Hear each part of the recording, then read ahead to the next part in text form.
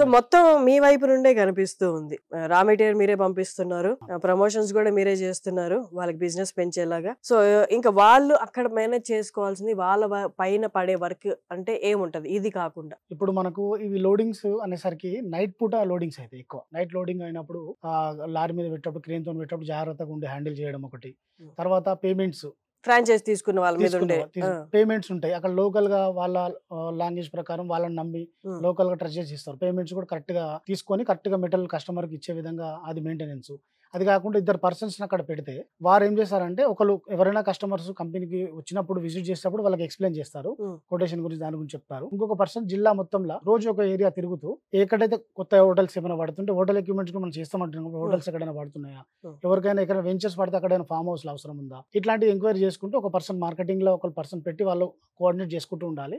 ఒక పర్సన్ కంపెనీలో పెట్టి చేసుకుంటూ ఉండాలి. రెగ్యులర్ గా అబ్జర్వేషన్ లో వర్కర్స్ కానీ ప్లస్ కస్టమర్స్ కానీ ఎవరికి ఇబ్బంది కలగకుండా అక్కడ అబ్జర్వ్ చేసుకుంటూ ఉంటే బాగుంటుంది. వాళ్ళ వైపు నుంచి పెట్టాల్సిన ఎఫర్ట్స్ అయితే అది అవును వాళ్ళు చూసుకోవాల్సింది. మిగతా మీరు చేస్తున్నారు కాబట్టి ఫ్రాంచైజ్ ఓనర్స్ గా.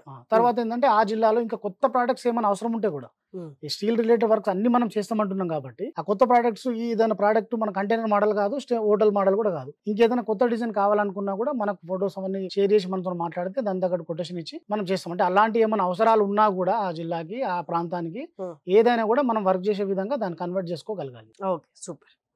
సో విన్నారు కదండి, ఒక చిన్న బడ్జెట్ లో అంటే 25 లక్షల్లో పెట్టి ఒక చిన్న బిజినెస్, ఆ 25 లక్షల్లో కూడా 20 లక్షలు రా మెటీరియల్ పోగా కొంచెం ప్రమోషన్స్ కి పోగా నా చేతిలో నుంచి పడింది ఒక 2-3 లక్షలు. ఇలా ఏదైనా బిజినెస్ మోడల్ ఉంటే అలాంటి వాళ్ళు ఇలాంటి ఆప్షన్స్ ఎంచుకోవడం చాలా మంచిది. ఎందుకంటే ఆల్రెడీ ప్రూవ్ అయిన నెల్లూరు, తిరుపతి, ప్రకాశం డిస్ట్రిక్ట్ లో ఆల్రెడీ కరీంనగర్, వరంగల్ అలా కొన్ని ప్లేసెస్ లో ఆల్రెడీ ఫ్రాంచైజ్ కూడా సేల్ అయిందన్నారు.